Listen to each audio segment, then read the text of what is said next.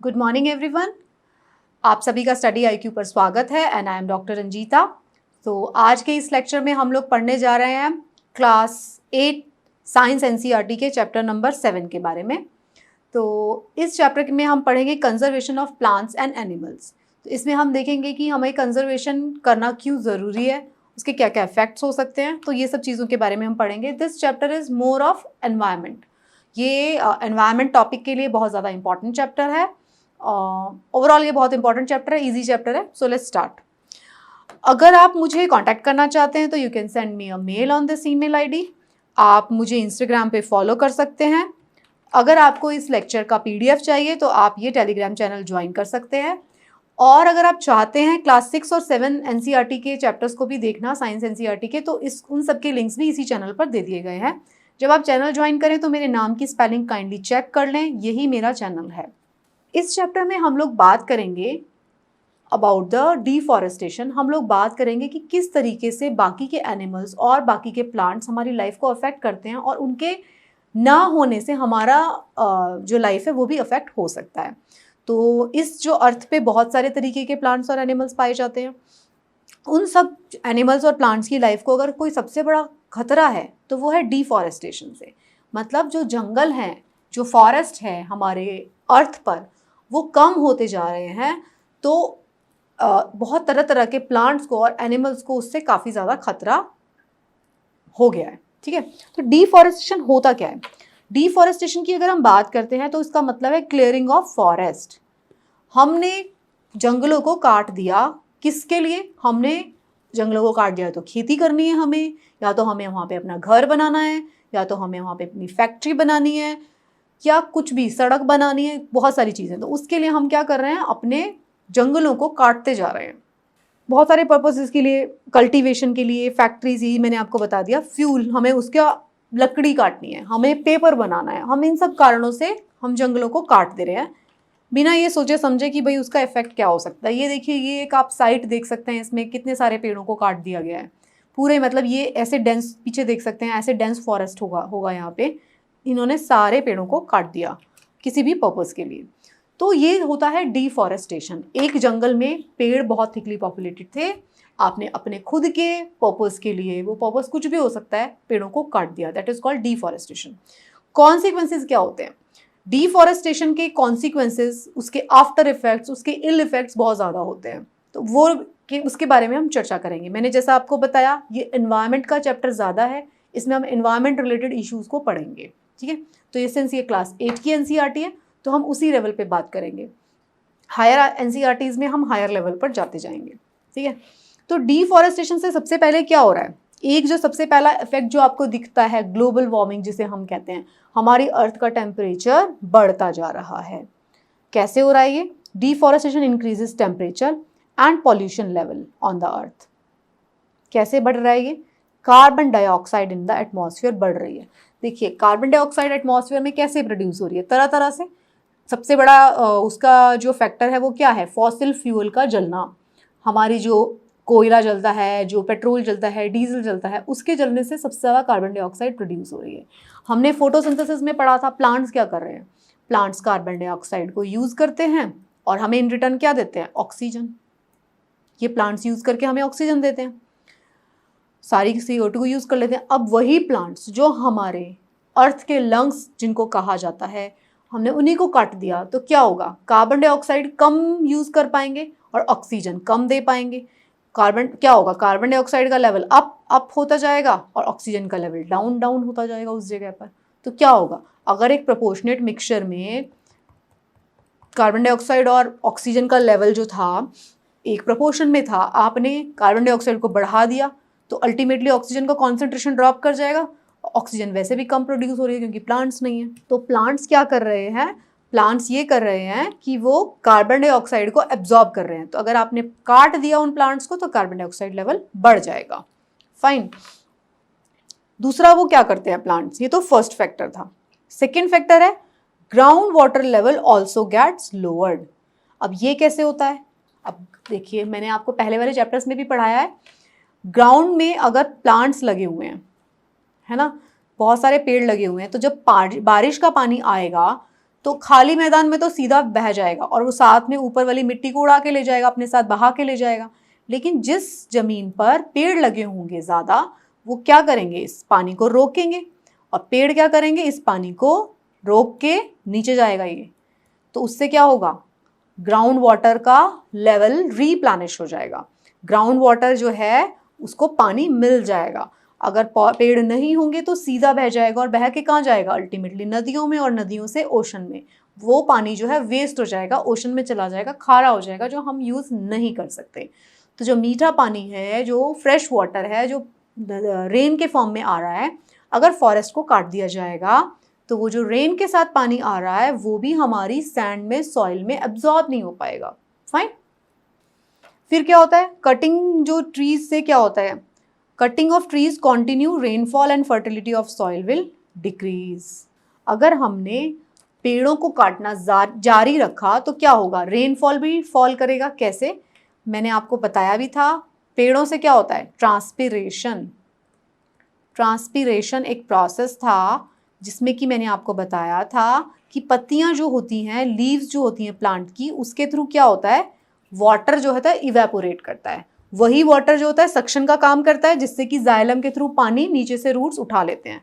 ये रूट्स हैं, ये जाइलम के थ्रू पानी उठाते हैं मिट्टी से, और ऊपर से क्या हो रहा है, ऊपर से पानी इवेपोरेट हो रहा है। तो इस पानी के इवेपोरेशन से क्या होगा, हमारे एटमॉस्फेयर के अंदर ये पौधे जो हैं वो पानी को पहुंचाते हैं। पानी कैसे पहुंचाते हैं, नमी को पहुंचा देते हैं हमारे एटमॉस्फेयर में। वही नमी जो है वही कंडेंसेशन के फॉर्म में नीचे आती है। मतलब पौधे जो हैं रेनफॉल में एक तरीके से हेल्प करते हैं।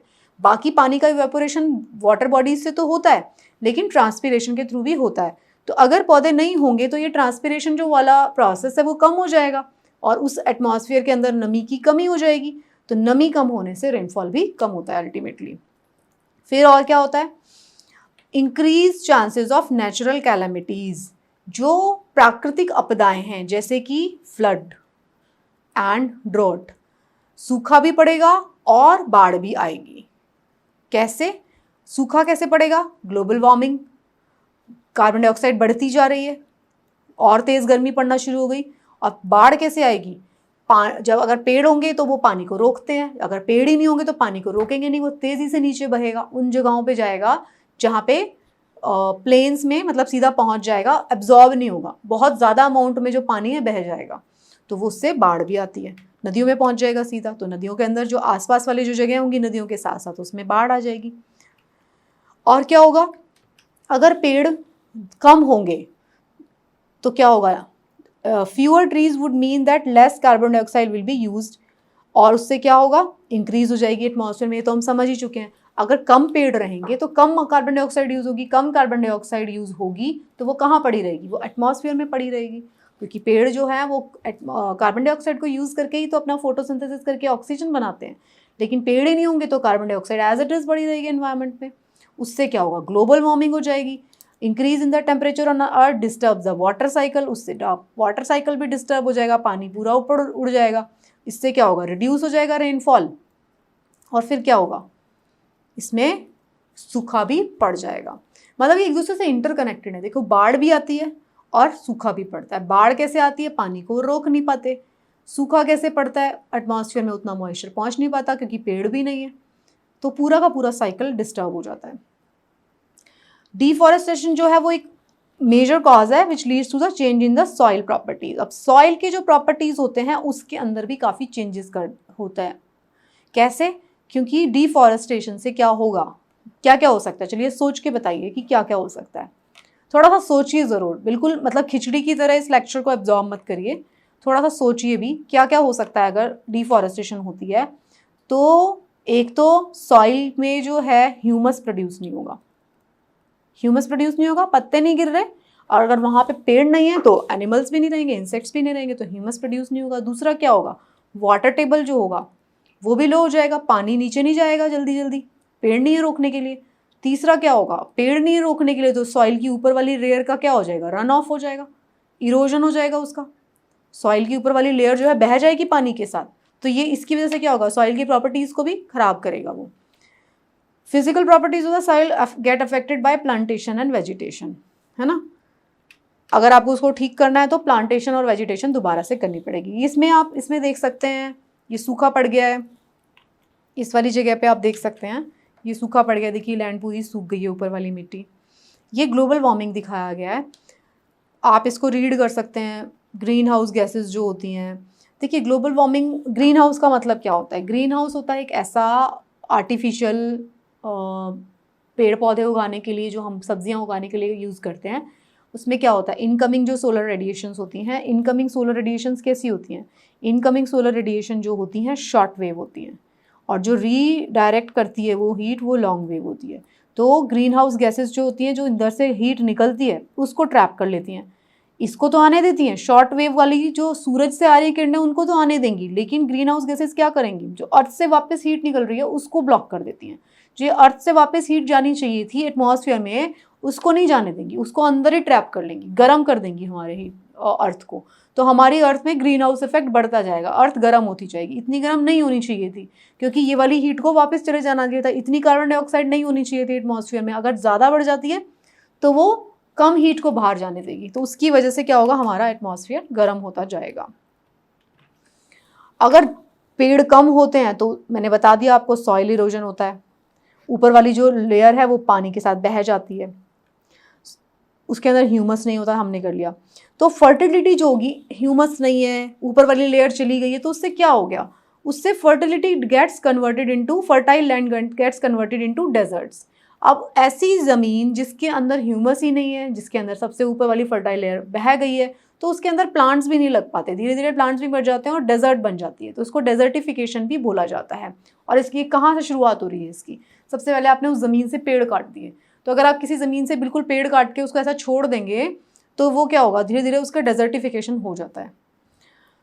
डिफॉरेस्टेशन से और क्या होता है, वाटर होल्डिंग कैपेसिटी जो होती है सॉइल की वो भी डिक्रीज हो जाती है। कैसे? मैंने बताया था, रूट्स जो होती है प्लांट की वो एब्जॉर्ब करती हैं पानी और वो मिट्टी को ऐसे जकड़ के रखती हैं। अब मिट्टी नहीं जकड़ के रखेंगी तो वो मिट्टी पानी को एब्जॉर्ब नहीं कर पाएगी।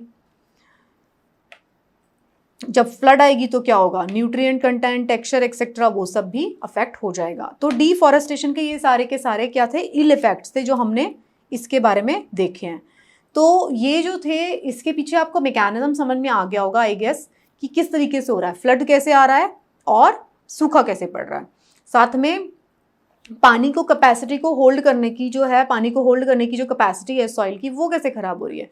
देखो रूट्स होती हैं जो प्लांट की, वो सॉइल के पार्टिकल्स को ऐसे पकड़ के जकड़ के रखती हैं, तो इसलिए वो हेल्दी सॉइल को रखती हैं। लेकिन अगर वो ही नहीं रहेंगे, प्लांट्स ही नहीं रहेंगे, पेड़ ही नहीं रहेंगे, तो सॉइल की क्वालिटी डिटेरियोरेट हो जाती है। ये आप देख सकते हैं, ये देखिए ये सॉइल इरोजन का पिक्चर है, ये देखिए ये सॉइल इरोजन हो गया। मिट्टी देखिए ऐसे पानी के निशान दिख रहे हैं आपको, ये सारी मिट्टी इसको बहा के ले गए हैं। ये देखिए ये सूखा पड़ चुका है बिल्कुल, मिट्टी देखिए कैसी हो गई है। ये वाले देखिए चार्ट में ये दिखाया गया है कि ये टेम्परेचर अनॉमली दिखा रहा है, ये 2016 में लिया गया था, एग्जाम्पल के लिए लिया है।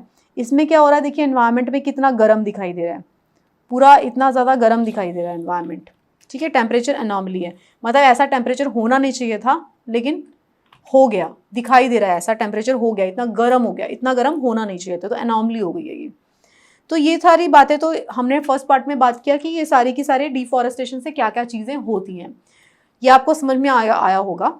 अब हम बात करते हैं कि हमें कंजर्व कैसे करना है फॉरेस्ट को। हमने डिफॉरेस्टेशन की बात कर ली, डिफॉरेस्टेशन से इतने सारे प्रॉब्लम हो गए, तो अब हम बात करते हैं कि हमें इसको बचाना कैसे है। हमें अपने प्लांट्स को, हमारे एनिमल्स को जो नेचर में है उनको किस तरीके से हम कंजर्व करें। तो उसको करने के लिए conservation of forest and wild life हमने कुछ इस तरीके की चीज़ें बना दी हैं, biosphere reserves, wild life sanctuaries, national park, ये हमने बना दिए हैं।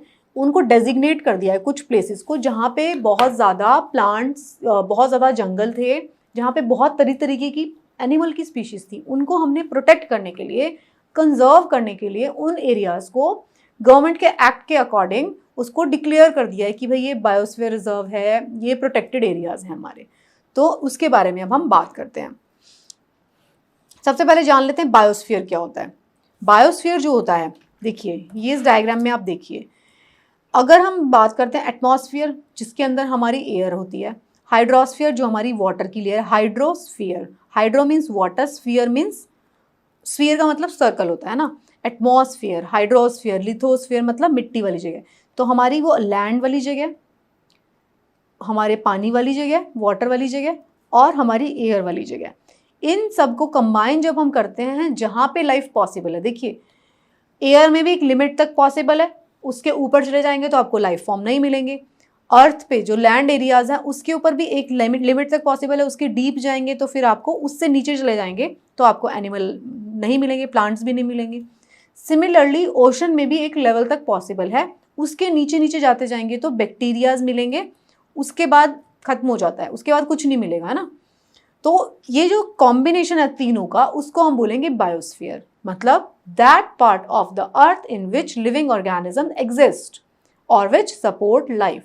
जो अर्थ की वो लेयर, वो पोर्शन अर्थ पे जिसमें पानी भी आती है, हवा भी आता है और धरती भी आती है, जहाँ पे लाइफ पॉसिबल है, उसको हम कह रहे हैं biosphere. Bio means life, sphere means sphere, okay. जहाँ पे ऐसा स्फीयर जहाँ पे लाइफ पॉसिबल है, उसको हमने बायोस्फीयर बोला। फिर हम बात करते हैं बायोलॉजिकल डाइवर्सिटी और बायोडाइवर्सिटी। इसका क्या मतलब होता है? इसका मतलब होता है कि variety of organism existing on the earth, their interrelationship and their relationship with the environment. हमारी अर्थ पे ऐसा तो है नहीं कि सिर्फ एक ही तरीके की स्पीशी रहती है, सिर्फ बर्ड्स रहते हैं, उसमें से भी एक ही तरीके के, या एनिमल्स में एक ही तरीके के। हमारी अर्थ के ऊपर वैरायटी ऑफ स्पीशीज़ रहते हैं, तरह तरह के प्लांट्स रहते हैं और तरह तरह के एनिमल्स रहते हैं। तो हमारे अर्थ पर उनका जो रिलेशनशिप होता है, इंटर रिलेशनशिप होता है उनका, एक दूसरे के साथ वो जुड़े होते हैं किसी न किसी चीज़ के लिए। हमने फूड चेन के बारे में बात किया था, हमने फूड वेब्स के बारे में बात किया था। फूड चेन होती है, एक एनिमल दूसरे के ऊपर डिपेंडेंट है, घास खाता है डियर, डियर को खाता है लॉयन, है ना। हम लोग जो हैं, अगर ह्यूमंस की बात करते हैं तो हम अपने खाने के लिए, मतलब अल्टीमेटली सारे लोग ही प्लांट्स के ऊपर डिपेंडेंट हैं, प्राइमरी प्रोड्यूसर हैं वो, लेकिन सबका एक इंटर रिलेशनशिप होता है एक दूसरे के साथ, ओके। और तरह तरह के एनिमल्स होते हैं। तो हमें क्या होता है, to protect our flora and fauna and their habitats, protected areas are called wildlife sanctuaries, national park and biosphere reserve. ये मैंने आपको बता दिया। हमें अपनी flora means plants, fauna means animals, ठीक है, ये बायो के टर्म्स हैं, ओके। तो फ्लोरा एंड फौना जो है हमारी, उसको प्रोटेक्ट करने के लिए हमने क्या किया, हमने वाइल्ड लाइफ सेंचुरीज डिक्लेयर कर दिया, कुछ एरियाज को नेशनल पार्क बना दिया, बायोस्फीयर रिजर्व्स बना दिया, फाइन। उनको हमने डेजिग्नेट कर दिया कि भाई ये एरियाज हैं, यहाँ पे अगर आपने ऐसा किया तो आपके ऊपर इतना इतना फाइन लगेगा, ये रिस्ट्रिक्टेड एरिया, इसमें आप नहीं जा सकते। इस तरीके से हमने उनको प्रोटेक्ट करने के लिए काम किया।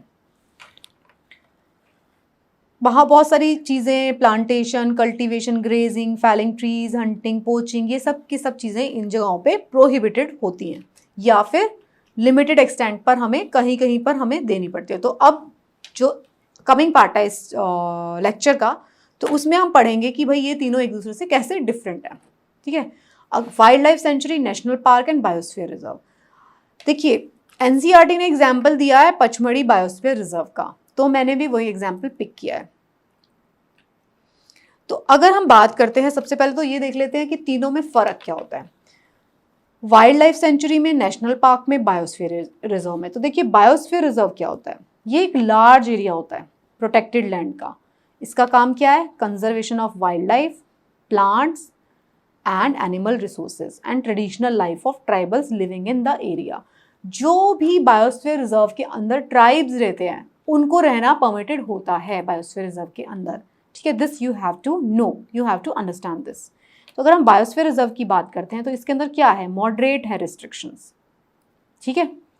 एक बड़ा सा एरिया होगा उस बायोस्फीयर रिजर्व के अंदर, वो बड़ा एरिया होगा, उस बायोस्फीयर रिजर्व के अंदर कुछ वाइल्ड लाइफ सेंचुरीज होंगी, उसी के बीच में कोई नेशनल पार्क होगा, ठीक है। टोटल एरिया भी बायोस्फीयर रिजर्व हो सकता है। तो बायोस्फीयर रिजर्व में क्या होगा, मॉडरेट रिस्ट्रिक्शन होगी। ये किसके अंडर आता है, ये MAB प्रोग्राम जो है यूनेस्को का, उसके अंडर आता है। Protects the biodiversity of A designated area. तो इसमें हमने क्या देखा, इसके अंदर ट्राइबल पॉपुलेशन को अलाउड होगा। फिर आता है वाइल्ड लाइफ सेंचुरी। तो वाइल्ड लाइफ सेंचुरी में क्या होता है, animals, wildlife sanctuary, animals are protected from any disturbance to them and their habitat. वहाँ पे एनिमल्स को प्रोटेक्ट किया जाएगा। देखो ये लेस रिस्ट्रिक्शंस होती हैं यहाँ पे, type 4 type of protected area है ये। यहाँ पे प्रिजर्व किसको करते हैं? एनिमल, इंसेक्ट्स, बर्ड्स एक्सेट्रा को हम प्रिजर्व करते हैं, मतलब स्पेशली डेजिग्नेट करके किसी एनिमल को, इंसेक्ट को, बर्ड को, एक स्पीशी को प्रोटेक्ट किया जाता है वहाँ पे वाइल्ड लाइफ सेंचुरी में, ठीक है। फिर होता है नेशनल पार्क। नेशनल पार्क में सबसे ज़्यादा रेस्ट्रिक्शंस लगाए जाते हैं। ओके, नेशनल पार्क क्या होगा? Areas reserve for wildlife where they can freely use the habitat and natural resources. उस वाइल्ड लाइफ को जिसको भी हमने प्रोटेक्शन दिया है उसी के लिए होता है। इसके अंदर हैवी रिस्ट्रिक्शंस लगा दिए जाते हैं। फ्लोरा फोना दोनों को प्रोटेक्ट किया जाता है, लैंडस्केप, हिस्टोरिकल ऑब्जेक्ट, सबको। ओके, इसमें सबको, तीनों को प्रोटेक्ट किया जाएगा। तो ये इन तीनों के बीच में डिफरेंस है। अगर आप इसमें देखेंगे बायोस्फीयर रिजर्व है, ये पचमढ़ी बायोस्फीयर रिजर्व है, ठीक है, इतना बड़ा। इसके बीच में क्या क्या आ रहा है? इसके बीच में बोरी सेंचुरी आ रही है, वाइल्ड लाइफ सेंचुरी। इसके अंदर क्या आ रही है? पचमढ़ी सेंचुरी आ रही है। ओके, फिर इसके अंदर क्या आ रहा है? एक नेशनल पार्क, कौन सा? सतपुड़ा नेशनल पार्क आ रहा है इसके अंदर। ओके, तो इसमें क्या हो रहा है? पचमढ़ी सेंचुरी आ रही है, बोरी सेंचुरी आ रही है, और इसमें एक नेशनल पार्क भी आ रहा है। और हमने क्या देखा है? नेशनल पार्क जो है वो हैविली रिस्ट्रिक्टेड एरिया है। तो इसमें से हैविली रिस्ट्रिक्टेड एरिया भी आ रहा है, इसमें माइल्ड रिस्ट्रिक्टेड एरिया भी आ रहा है, या पूरा का पूरा तो बायोस्फीयर रिजर्व है, ठीक है। तो बायोस्फीयर रिजर्व क्या होता है? बायोस्फीयर रिजर्व जो है are the areas meant for conservation of biodiversity. सारी बायोडाइवर्सिटी को वहाँ पे हम कंजर्व कर रहे हैं। बायोडाइवर्सिटी जो होती है उसमें क्या होता है? Is a variety of plants and animals and micro organisms generally found in that area. उसके अंदर सब कुछ आता है, उसके प्लांट्स भी आएंगे, उसके एनिमल्स भी आएंगे, उसके इंसेक्ट्स भी आएंगे, सब कुछ आएगा उसका, ठीक है। बायोस्फीयर रिजर्व जब बनाए जाते हैं तो वो वहाँ की बायोडाइवर्सिटी को तो प्रोटेक्ट मेंटेन करते ही हैं, और उनके कल्चरल को भी करते हैं। वहाँ का जो कल्चर है, मतलब ट्राइबल्स भी उसके अंदर आते हैं। बायोस्फीयर रिजर्व में also contain other protected area in it, ये आप इसमें देख सकते हैं। पूरा तो बायोस्फीयर रिजर्व है, इसके अंदर ट्राइबल्स को रहना अलाउड होगा। उसके बीच में हैविली रिस्ट्रिक्टेड एरिया भी हो सकता है, उसके बीच में थोड़ी सी कम रिस्ट्रिक्शन वाला एरिया भी हो सकता है। The Pachmarhi biosphere reserve consist of 1 national park and named Satpura and 2 wildlife sanctuaries named बोरी एंड पचमढ़ी।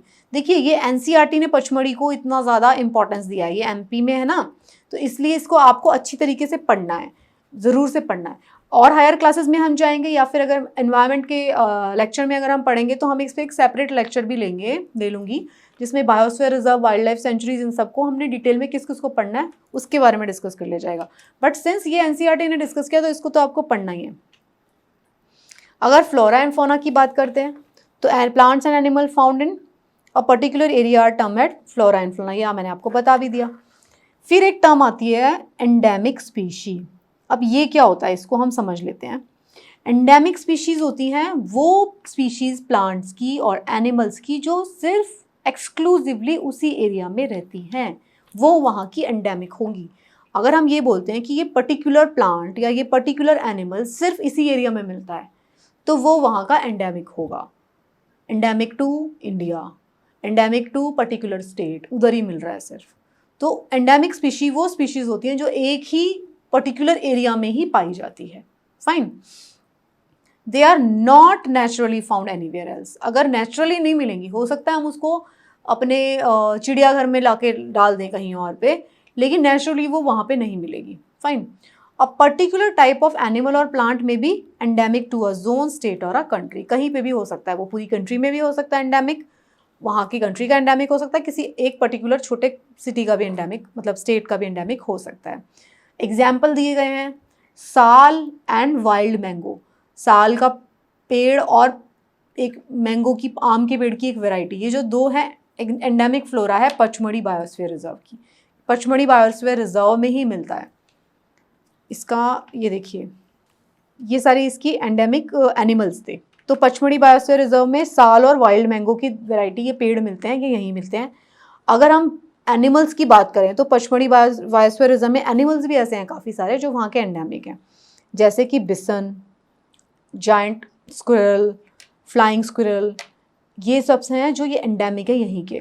डिस्ट्रक्शन अगर हो गया इस हैबिटेट का तो सोचिए इन एनिमल्स का क्या होगा। ये यहीं पे एंडेमिकली यहाँ पे मिल रहे हैं हमें। अगर हमने इनका हैबिटेट डिस्ट्रक्ट कर दिया, इंक्रीज इन पॉपुलेशन, या फिर हमने कोई नई स्पीशी इंट्रोड्यूस कर दी, तो ये इनके एंडेमिक स्पीशी को डेंजर हो सकता है। देखिए कई बार क्या होता है ना, हैबिटेट डिस्ट्रक्शन तो आप समझ ही गए, डिफॉरेस्टेशन। अगर पॉपुलेशन बढ़ जाती है, मान लीजिए इनकी चेन में से, इनकी जो फूड चेन का पार्ट होंगे, किसी ना किसी फूड चेन का, अगर मान लीजिए कुछ ऐसा हो जाता है, इनकी पॉपुलेशन बहुत ज़्यादा बढ़ जाती है, तो भी इनकी स्पीशी को थ्रेट हो सकता है। साथ में हो सकता है मान लीजिए आपने कोई नई स्पीशी लाके इस वाले बायोस्फीयर रिजर्व में इंट्रोड्यूस कर दी, जो कोई भी इनके साथ कॉम्पिटिशन में आ गई, इनके साथ या किसी भी जगह पर जो वहाँ की एंडेमिक स्पीशी है, तो उसको थ्रेट हो सकता है। ठीक है, फिर यहाँ पे दिखाया गया है जायंट स्क्वायरल को। ये इतनी बड़ी सी एक गिलहरी होती है, बहुत सुंदर सी होती है, आप इसको देखेंगे तो ये गिलहरी यहाँ पे पाई जाती है। देखिए इसमें बताया गया है कि species is a group of population. अच्छा, इसमें बता रहे हैं कि स्पीशी क्या होती है, तो स्पीशी क्या होती है, ये होती है ग्रुप ऑफ पॉपुलेशन जिसके अंदर जो केपेबल है इंटरब्रीडिंग के लिए। ओके, इसका मतलब क्या है, मेंबर्स जो होंगे उस स्पीशी के, एक पर्टिकुलर स्पीशी के जो मेंबर्स होंगे, जिस भी प्लांट्स की, एनिमल्स की जो भी स्पीशी है, वो उस स्पीशी के जो भी मेंबर्स होंगे वो जो है रिप्रोड्यूस कर सकते हैं फर्टाइल ऑफस्प्रिंग्स। देखिए यहाँ पे 2-3 टेक्निकल बातें लिखी हुई हैं। जो केपेबल है इंटरब्रीडिंग के लिए नेचुरली लिखा हुआ है यहाँ पे, इंटरब्रीडिंग वो भी natural, which are capable of interbreeding. This means that a member of species can reproduce fertile offspring. मतलब जो उनके ऑफस्प्रिंग्स होंगे, ऑफस्प्रिंग का मतलब होता है बच्चे, वो फर्टाइल होने चाहिए, क्योंकि कुछ स्पीशीज जो होती हैं वो ह्यूमंस ने क्रिएट किए हैं, जिसके अंदर क्रॉस तो करा देते हैं वो, लेकिन जो ऑफस्प्रिंग्स होंगे वो फर्टाइल नहीं होते। उसके बाद फर्टाइल ऑफस्प्रिंग सिर्फ और सिर्फ वही स्पीशी इंटरब्रीड कर सकती है जो कि केपेबल है एक दूसरे के साथ इंटरब्रीड करने के लिए, तभी उनके ऑफस्प्रिंग फर्टाइल होंगे। अगर 2 इनकम्पैटिबल स्पीशी को इंटरब्रीड कराया जाता है तो उनके ऑफस्प्रिंग फर्टाइल नहीं होते। This you have to understand from this slide. Okay, so this means that the members of species can reproduce fertile offspring only with the members of their own species and not with the members of other species. Members of a species have common characters. तो वही species आपस में जो cross करके, interbreed करके fertile offspring, fertile बच्चे उनके उसी स्पीशी के होंगे जो कि अपनी ही स्पीशी के साथ जो है इंटरब्रीड करेगी। अगर आर्टिफिशियली क्रॉस किया जाता है तो जो होता है ऑफस्प्रिंग फर्टाइल नहीं होते हैं, ये आप समझ लीजिए। ये जायंट स्क्विरल इसमें दिखाया गया है, ये दिखाया गया है। देखिए ये फ्लाइंग स्क्विरल है, ये उड़ने वाली गिलहरी है, ये भी एंडेमिक है, हमने बोला था पचमढ़ी बायोस्फीयर रिजर्व की। और ये बिसन है, ये कैसा दिखाई दे रहा है, ये जंगली भैंसे जैसा दिखाई दे रहा है, लेकिन ये बिसन है, ये अलग है एनिमल है। जंगली भैंसा थोड़ा सा अलग होता है, कुछ कुछ उसके जैसा हमें दिखाई दे रहा है। ठीक है, तो ये सारे यहीं के एंडेमिक हैं। फिर अगर हम इंडिया की बात करें तो इंडिया में कुछ स्पीशीज़ हैं जो सिर्फ इंडिया की एंडेमिक हैं, जैसे कि टाइगर, जैसे कि ये वाइल्ड डॉग, जैसे कि ये snow leopard, Asiatic lion, blackbuck, golden langur, ये सारे हमारे इंडिया में ही मिलते हैं। गोल्डन लंगूर भी यहाँ पे मिलता है, टाइगर भी यहाँ पे मिलता है, वाइल्ड डॉग भी यहाँ पे मिलता है, स्नो लेपर्ड, ये सारे इंडियन स्पीशी है जो कि यहाँ पे इंडिया की एंडेमिक है। पचमढ़ी की एंडेमिक हमने बात कर ली, ये इंडिया की एंडेमिक स्पीशी है। वो तो था हमारा पचमढ़ी बायोस्फीयर रिजर्व। अब हम बात करते हैं वाइल्ड लाइफ सेंचुरी की। वाइल्ड लाइफ सेंचुरी क्या थी, हमने अभी पढ़ा था। इसमें क्या होता है, किलिंग मतलब पोचिंग, मतलब वहाँ पे आप शिकार नहीं कर सकते एनिमल्स का। और capturing animal in general is strictly prohibited, यहाँ पे स्ट्रिक्टली प्रोहिबिटेड होता है, and punishable by a law in all such places. यहाँ पे आप जानवरों को बिल्कुल भी मार नहीं सकते, अगर आपने मारा तो that is a punishable offence. Wildlife sanctuaries जैसे कि reserve forest provide protection and suitable living condition to wild animal people जो यहाँ पे रहते हैं, people living in the wildlife sanctuaries are allowed to do certain activities such as grazing by their life stock, collecting medicinal plants and firewood. ये चीज़ें wild life sanctuary के आसपास, क्योंकि देखिए हो सकता है उसके पास बायोस्फीयर रिजर्व, उसके पास ट्राइबल एरियाज रहते हो, उन सबको ये सारा चीज़ें अलाउड होते हैं कि वो अपने जानवरों को चराने ला सकते हैं, वो मेडिसिनल प्लांट्स को कलेक्ट कर सकते हैं, फायरवुड कलेक्ट कर सकते हैं, लेकिन वो एनिमल्स को वहाँ पे मार नहीं सकते। आपने काफ़ी फेमस केस भी देखा होगा जिसमें कि एक ब्लैक बक को मार दिया गया था, तो काफ़ी ये पॉपुलराइज हो गया था। तो अगर आप शिकार कर रहे हैं ऐसे एरिया में जहाँ पे रिस्ट्रिक्टेड है तो that is a punishable offence. Fine. कुछ जो है थ्रेटन्ड वाइल्ड लाइफ एनिमल्स जो होते हैं, वाइल्ड एनिमल्स जैसे कि black buck, white eyed buck, elephant, golden cat, pink headed duck, घड़ियाल, ये सब जो है are protected and preserved in our wildlife sanctuaries. तो ये एडिशनल इन्फॉर्मेशन बताया गया है कि ये जो है थ्रेटन्ड एनिमल्स हैं, ये सारे के सारे थ्रेटन्ड एनिमल की कंप्लीट लिस्ट नहीं है, फ्यू लिस्ट है।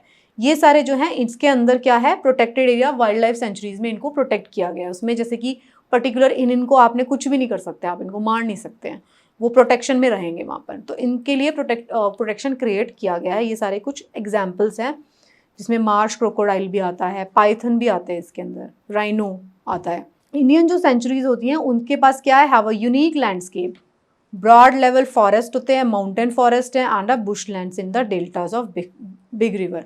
देखो इंडिया का जो सब कॉन्टिनेंट है ना, ये बड़ा डाइवर्सिफाइड है। यहाँ पे हिमालयन माउंटेन से लेकर आपको प्लेटू भी मिलेगा, आपको आइलैंड्स भी मिलेंगे, सब कुछ मिलता है यहाँ पे।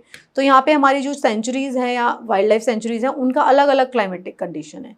अगर आपको हिमालयन वाली कोई वाइल्ड लाइफ सेंचुरी देंगे वो अलग से एकदम देंगी, वहाँ पे एनिमल्स भी अलग होंगे, प्लांट्स भी अलग होंगे। अगर आप नीचे डाउन साउथ में देखेंगे तो वहाँ की वाइल्ड लाइफ सेंचुरीज में अलग तरीके के एनिमल होंगे, ईस्टर्न कोस्ट पे देखेंगे वहाँ अलग होंगे। तो ये सारी चीज़ें हैं यहाँ पर। फिर थर्ड नंबर पे क्या आता है, नेशनल पार्क। तो नेशनल पार्क में हमने पढ़ा था हैवीली रिस्ट्रिक्शंस होती हैं यहाँ पे।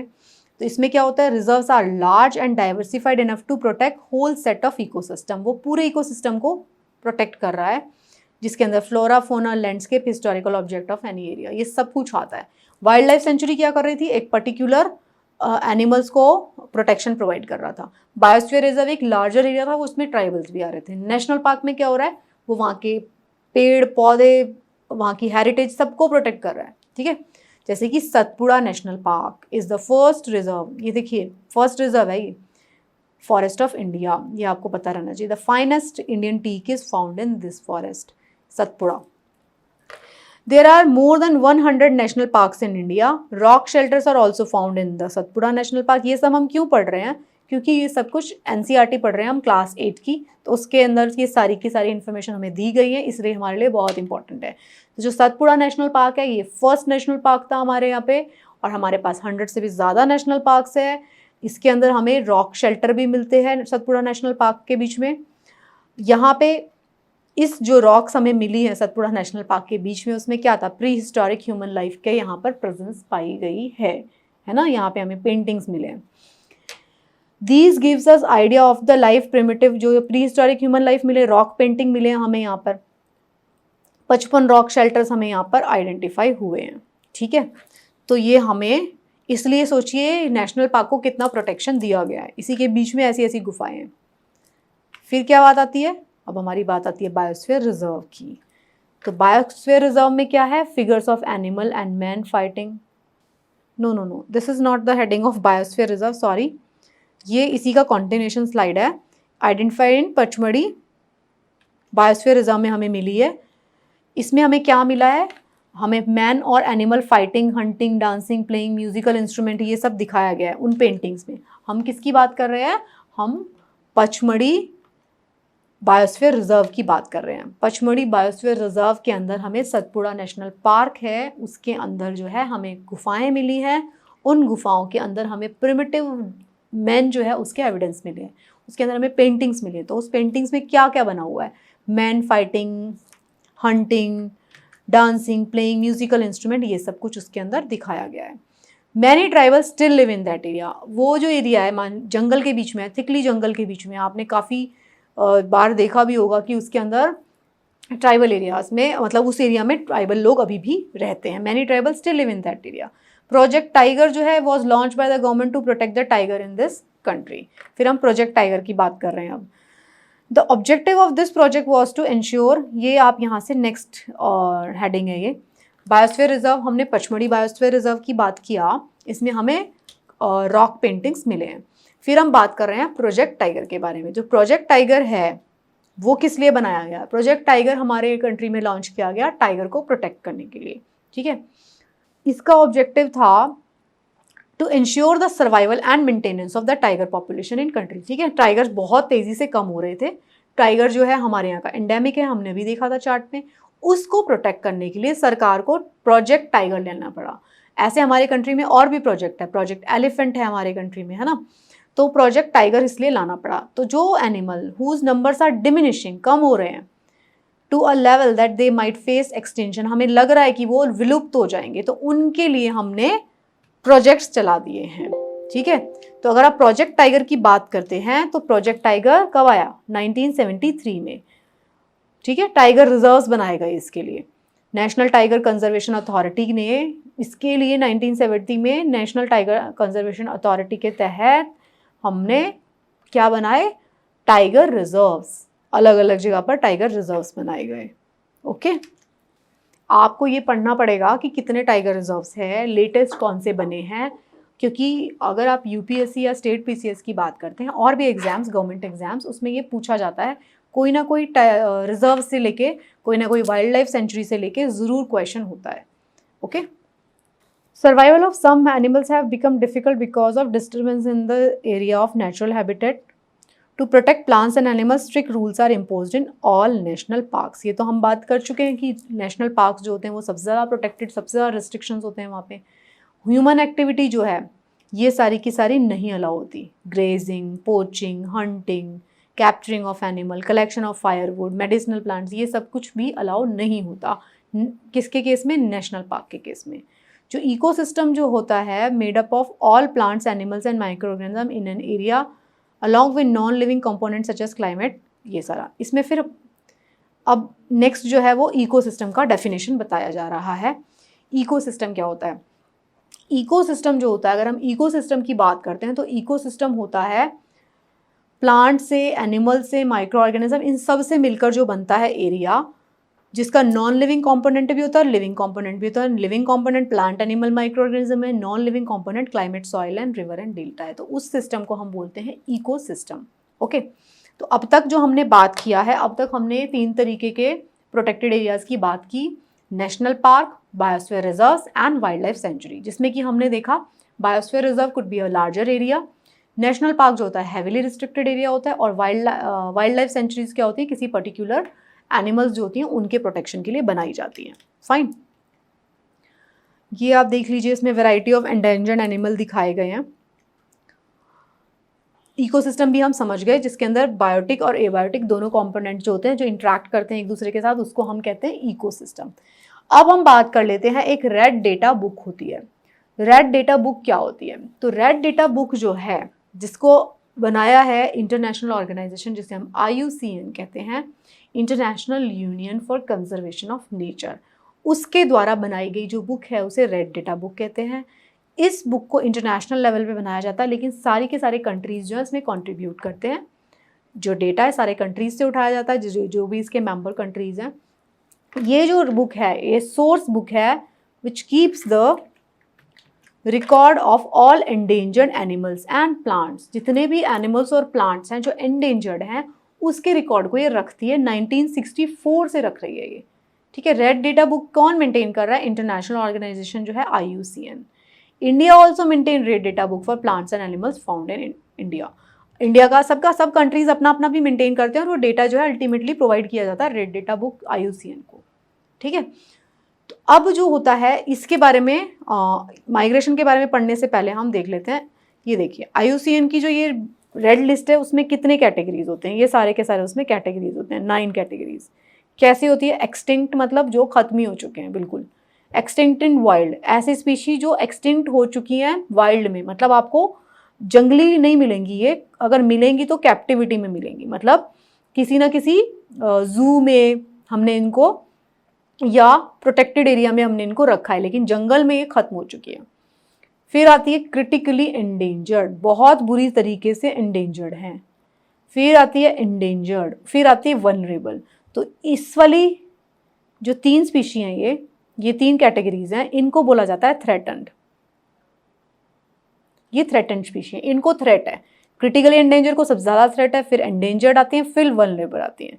एक्सटिंक्ट तो खत्म ही हो चुकी है, एक्सटिंक्ट इन वाइल्ड जिसको हमने बचा के रखा हुआ है प्रोटेक्शन में, कहीं ना कहीं वो है।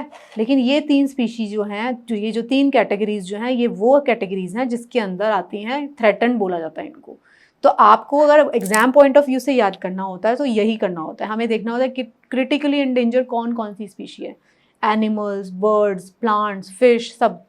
फिर एंडेंजर्ड कौन सी है, फिर वल्नरेबल कौन सी है। कन्फ्यूजन वहीं पे क्रिएट होता है, किसी एक स्पीशी का नाम दिया जाएगा घड़ियाल, क्रिटिकली एंडेंजर है या एंडेंजर है, फिर आपको पता होना चाहिए। तो आपको क्रिटिकली एंडेंजर्ड जितनी स्पीशीज़ होती हैं उसको तो रट्टा मार लेना है पूरा। फिर आपको एंडेंजर और वल्नरेबल के नाम आप पता करके रखिए। फिर आपको कुछ ऐसी होंगी कि करंट का टॉपिक हो गया, जो एंडेंजर से वल्नरेबल में शिफ्ट हुई हैं, या वल्नरेबल से एंडेंजर में शिफ्ट हुई हैं, एंडेंजर से क्रिटिकली एंडेंजर में शिफ्ट हुई हैं, या वाइसा वर्सा। तो उन स्पीशी या तो उनका नंबर बढ़ा है और कम हुआ है तो उनको भी ध्यान रखना है। फाइन। उनसे रिलेटेड कोई न्यूज़ है स्पीशी से रिलेटेड तो उसको भी ध्यान रखना होता है। तो IUCN का जो रेड लिस्ट होता है उसके अंदर 9 कैटेगरीज हैं ये पूरी। Extinct in wild, critically endanger, endangered, vulnerable, near threaten, least concern, मतलब हमें कोई मतलब नहीं है, डेटा डेफिशिएंट, हमारे पास डेटा नहीं है पूरा, और नॉट अवेलेबिलिटी, हमने इवेलुएट ही नहीं करके रखा उसको अभी। तो ये सारी की सारी आप देख सकते हैं, ये सारी कैटेगरीज होती हैं जो रेड डेटा बुक इस लिस्ट को मेंटेन करता है। फाइन। फिर हम बात करते हैं माइग्रेशन की। अब माइग्रेशन क्या होता है? माइग्रेशन होता है जो बर्ड्स होते हैं, एनिमल्स होते हैं, वो क्या करते हैं जनरली, मतलब मोस्टली बर्ड्स और एनिमल्स भी करते हैं शॉर्ट डिस्टेंस पे, हार्श क्लाइमेटिक कंडीशन से बचने के लिए वो क्या करते हैं, उस क्लाइमेट जहाँ पे हार्श होगी कंडीशन वहाँ से माइग्रेट करके उस जगह पे आ जाते हैं जहाँ पे सही एनवायरनमेंट है अभी, ठीक है, बचने के लिए वापस फिर चले जाते हैं। तो migratory birds fly to far away areas every year during a particular time because of climatic changes. Okay, migration होता किस लिए? माइग्रेशन होता ही है जो क्लाइमेट होता है हार्श क्लाइमेट से बचने के लिए। So they fly for laying eggs. किस लिए वो फ्लाई कर रहे हैं? Laying eggs as the weather in their natural habitats become very cold and inhospitable. अगर वहाँ की कंडीशन जहाँ के वो नेटिव हैं, जहाँ पे वो रहते हैं, उस जगह पे बहुत ही ज़्यादा हार्श हो गया क्लाइमेट, बहुत ठंडा हो गया, तो वो क्या करेंगे, उस जगह से माइग्रेट करके कुछ ऐसी जगहों पे आ जाते हैं जहाँ पे उनके लिए क्लाइमेट ज़्यादा अच्छा है। तो बर्ड्स जो होते हैं वो बहुत लंबा लंबा डिस्टेंस कवर करते हैं, तो हम उसके बारे में एक बार देख लेते हैं। हमारे कंट्री में साइबर क्रेन जो है वो आते हैं, हमारी बर्ड सेंचुरीज हैं सुल्तानपुर, अजमेर। अभी हम बात करते हैं इसमें देखकर। ये देखिए, एवियन जो होते हैं, एवियन मीन्स बर्ड, एवियन का मतलब होता है बर्ड। तो ए होस्ट ऑफ 370 एवियन वेराइटीज़ हमारे इंडिया में आते हैं। 370 स्पीशी जो होती हैं वो माइग्रेट करती हैं इंडियन सब कॉन्टिनेंट में। तो ये देखिए, अगर आप वर्ल्ड लेवल इसको देखते हैं तो फ्लाईवेज होते हैं। तो इंडिया जो है वो कहाँ पे फ्लाई करता है? ये लाई करता है, ये जो हमारा India falls within the central Asian flyway. ये जो सेंट्रल एशियन फ्लाईवे हैं यहाँ पे हम बीच में आते हैं। तो सेंट्रल एशियन फ्लाईवे वाला जो रास्ता है उसको लेके जो बर्ड्स हैं हमारे इंडिया में आ जाते हैं जगह जगह पर, और फिर ब्रीड करते हैं वहाँ पे अपने एग्स देते हैं। फिर वहाँ पे बर्ड वॉचर्स जो है उनको देखने के लिए जाते हैं। बहुत ही खूबसूरत सा दृश्य होता है इतने सारे एनिमल्स वो बर्ड्स को एक साथ में देखना। फ्लाईवे क्या होता है? फ्लाईवे होता है is a geographical region within which a single or a group of migrating species completes in annual cycle. मतलब उनके पास रास्ते हैं, हमने लास्ट क्लास में पढ़ा था, जो ये सारे के सारे बर्ड्स हैं ये एक पर्टिकुलर रास्ता फॉलो करते हैं। कैसे ये देखते हैं?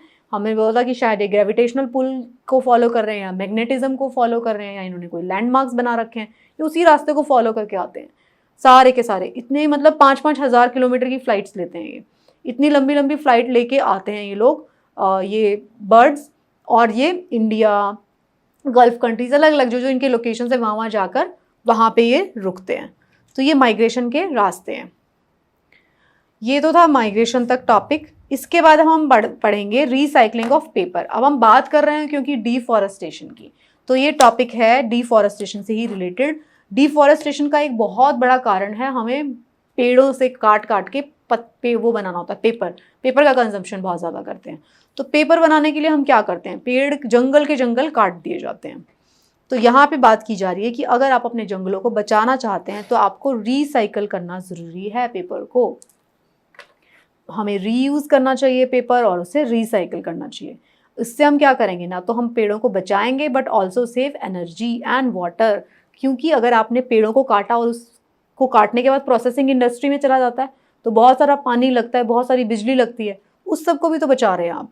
सिर्फ पेड़ों को ही नहीं बचा रहे, आप बिजली की खपत को बचा रहे हैं, पानी की खपत को बचा रहे हैं, और जो केमिकल यूज़ होते हैं पेपर में उसको बचा रहे हैं। तो पेपर को रिसाइकिल करना चाहिए। देखिए आप इस वाले साइकिल में देख सकते हैं, पेपर है, प्लांटेशन टू पेपर, ये सारा इसमें आपको साइकिल दिखाया गया, आप इसमें you can read it. Okay, तो आप जो एक बार पेपर यूज़ करते हैं उसको रिसाइकल में ज़रूर भेजें, क्योंकि वो तरह तरह से 2-3 बार तो वो पेपर ही बन के यूज़ हो जाता है। जो आपने वाइट पेपर यूज़ किया उसको रिसाइकल में भेज दीजिए, वो कुछ और डार्क कलर का पेपर बन जाएगा, लास्ट में करते करते वो न्यूज़पेपर का पेपर बन जाएगा, फिर न्यूज़पेपर के पेपर को फिर भेज दीजिए, उसका अलग से फिर प्रोसेसिंग होता है। ठीक है, तो रिसाइकल करना बहुत ज़रूरी है। और अगर हमें फॉरेस्ट को बचाना है, फॉरेस्ट को एक तो बचाना तो है ही, साथ में हमें रीफॉरेस्टेशन के ऊपर भी फोकस करना चाहिए। अब रीफॉरेस्टेशन क्या होता है? Reforestation is restocking of the deforested area by planting new trees. हम उस एरिया में जिसको हमने डिफॉरेस्ट कर दिया था उसको हम रीफॉरेस्ट करेंगे। तो अगर इसमें कुछ इंपॉर्टेंट वो फैक्ट्स दिए गए हैं, फॉरेस्ट कवर कितना है इंडिया का, ये 2019 का डेटा है, क्योंकि 2020 में तो कोविड चल रहा है पूरा, अब हम 21 में आगे कोविड चल रहा है, पूरा डेटा ढंग से कलेक्ट नहीं हुआ। तो 2019 का डेटा है, उसमें 21.67% फॉरेस्ट कवर था इंडिया का। अच्छा ये बता दो ज़रा मुझे, आप ऑप्शन कमेंट बॉक्स में कमेंट करके बता दो बिना गूगल किए, वो कौन सा स्टेट है जिसका लोएस्ट फॉरेस्ट कवर है, बताओ। ओके, बताना मुझे कमेंट करके। फॉरेस्ट कवर इंडिया का है 21.67% एवरेज। ठीक है, तो रीफॉरेस्टेशन में हम क्या करते हैं, प्लांट करते हैं पेड़ों को। जनरली हम कोशिश करते हैं उसी पेड़ की वैरायटी को प्लांट किया जाए जिस तरीके के पेड़ उस जगह पर नेचुरली मौजूद थे, ये सबसे अच्छा तरीका होता है। लेकिन अगर ऐसा नहीं हो पाता नेचुरल तरीकों, तो अलग तरीके के पेड़ भी प्लांट किए जा सकते हैं। ठीक है, अगर हम डिफॉरेस्टेड एरिया को अपने आप लेफ्ट अनडिस्टर्ब भी छोड़ देते हैं तो भी ये अपने आप को रीएस्टैब्लिश कर सकता है। मान लीजिए हमने काट दिए पेड़ और हम वहाँ पे अपनी कोई इंडस्ट्री ना लगाएं, कुछ और खाली छोड़ दें, तो भी ये अपने आप को कर सकता है। फॉरेस्ट कंजर्वेशन एक्ट है एक, 1980 में आया। इस एक्ट ने एम किया preservation and conservation of natural forest and meeting the basic needs of the people in near by area. तो फॉरेस्ट कंजर्वेशन एक्ट जो है वो प्रोटेक्ट करता है, फॉरेस्ट को प्रोटेक्शन प्रोवाइड करता है। ठीक है, तो इस एक्ट के बारे में भी हम पढ़ेंगे, not in this class, future में। आप इसमें मैप में देख सकते हैं इंडिया का फॉरेस्ट कवर मैंने बताया था अभी 21.67% है। ये इंडिया का फॉरेस्ट कवर है एवरेज। आप इसमें देख सकते हैं ये जो ग्रीन, डार्क ग्रीन दिखाई दे रहा है आपको, वो ज़्यादा, सबसे ज़्यादा थिकली है यहाँ पे। तो ये देखिए ये सब एरियाज़ में फॉरेस्ट ज़्यादा हैं, यहाँ पे ज़्यादा है, यहाँ पे इधर पूरा ज़्यादा है। ये देखिए ये बिल्कुल खाली एरियाज़ हैं, खाली, ये खाली है बिल्कुल, यहाँ पे फॉरेस्ट है ही नहीं, यहाँ पे फॉरेस्ट नहीं है। तो आप देख सकते हैं कि कितना अनइक्वल डिस्ट्रीब्यूशन है। तो दिस वाज द चैप्टर, ये जो मैंने कहा ये एनवायरनमेंट का चैप्टर ज़्यादा है, ये आपके लिए अगेन थॉट प्रोवोकिंग चैप्टर है। इसमें हमने बात किया कि डिफॉरेस्टेशन से हमें कितने कितने नुकसान हैं। हमने बात किया wild life sanctuary, national park और बायोस्फीयर रिजर्व के बारे में, तीनों के हमने डिफरेंसेस को देखा। हमने उतना ही पढ़ा है जितना क्लास 8 लेवल पे बताया गया है। इस चैप्टर में डिटेल में पढ़ने के लिए बहुत कुछ है, तो this is a very important chapter related to environment. So I hope आपको ये चैप्टर समझ में आया होगा। Thank you so much and good luck for your preparation.